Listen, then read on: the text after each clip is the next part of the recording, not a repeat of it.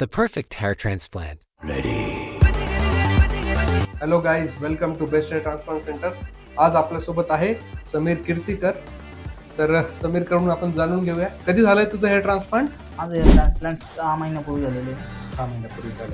तुम्ही बघू शकता जे आपण यांचं किती ग्राफ्ट्स लावले होते आपण? 3,500. 3,500 मध्ये आपण यांची हेअरलाईन आणि हा मिड स्काल्प इथपर्यंत आपण कव्हर केला होता. ठीक आहे, 6 महिन्यानंतर तुम्ही आज बघताय तर हे पूर्णपणे नॅचरल आणि डेन्स दिसतं. कोणी ओळखलं तुझं हेअर ट्रान्सप्लांट झालंय नाही, असं? आतापर्यंत कोणी मला असं आढळलं नाही की मला ओळखलं, डायरेक्ट विचारलं की हेअर ट्रान्सप्लांट झालेलं आहे म्हणून.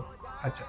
आणि तुमचं जे वारीक आहेत किंवा सलून जिथे तुम्ही करताय हां. तिथे हेअर कट केलंय? हो. त्याच्याही लक्षात आलं? नाही, त्यांनी विचारण्यात तर नाही आलं मला. तर तुम्ही बघू शकता बेस्ट पार्ट या हेअर ट्रान्सप्लांटचा हा आहे की यांचे जे वारीक आहेत की सलून मध्ये जे हेअर कट यांचे स्टायलिस्ट आहेत ते सुद्धा ओळखू शकले नाही की यांचं हेअर ट्रान्सप्लांट झालंय. ठीक आहे, आता आणखी एक पार्ट जो महत्वाचा असतो तो डोनर.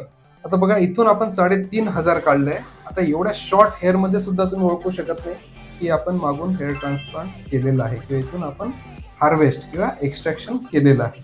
तर हा सुद्धा एक चांगला क्लिनिक किंवा सर्जनचा साईन असतं की तुम्ही विदाऊट डॅमेज काढून ॲस्थेटिकली प्लिझंट असं हेअर ट्रान्सप्लांट असणं आवश्यक. मला हे हेअर ट्रान्सप्लांट करून खूप चांगलं वाटतंय. एक कॉन्फिडन्स असतो माणसाला, तो हेअर नसल्यामुळं जो संत चालतो तसं हे ट्रान्सप्लांट केल्याच्या नंतर मला खूप चांगलं हे आलं आहे.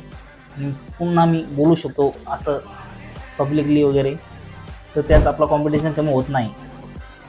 आणि मी तुम्हाला सर्वांनाही सजेस्ट करतो की तुम्ही बेस्ट हेअर ट्रान्सप्लांटला येऊन तुमची सर्जरी करू शकता आणि तुम्ही त्यांना भेट देऊ शकता तुम्हाला इतरही काही प्रॉब्लेम असेल तर.